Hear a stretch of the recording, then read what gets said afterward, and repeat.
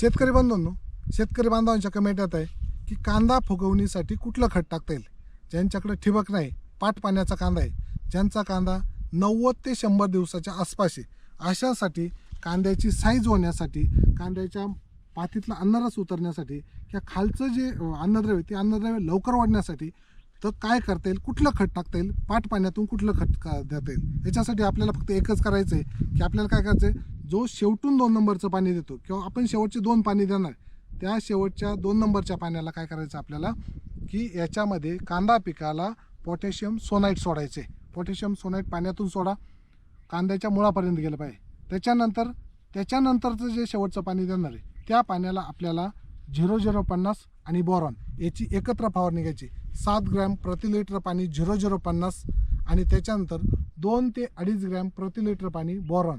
ह्या दोन्हीचं कॉम्बिनेशन शेवटच्या पाण्याला, त्याच्या आदल्या पाण्याला जे पोटॅशियम सोनाईट आहे ते पोटॅशियम सोनाईट जमिनीतून वापरा. दोन्हींचं कॉम्बिनेशन येऊन या बल्कमध्ये होईल.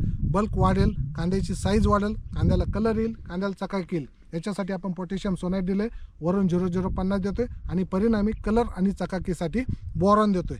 हे कॉम्बिनेशन जर वापरलं तर आपल्याला 100% फायदा होईल आणि आपली कांद्याची साईज, कांद्याचा कलर आणि कांद्याची चकाकी 1 नंबर होईल आणि मार्केटला कांदा विकताना 1 नंबरच्या याने जाईल. बाजार थोडेफार कमी असू द्या, पण मार्केटला कांदा 1 नंबरने गेला की शेतकऱ्याचा ऊर कसा आनंदाने भरून येतो, तशा पद्धतीने येण्यासाठी ही शॉर्टकटची फवारणी, शेवटची ट्रिक आणि शेवटच्या 2 पाण्याला करू शकता.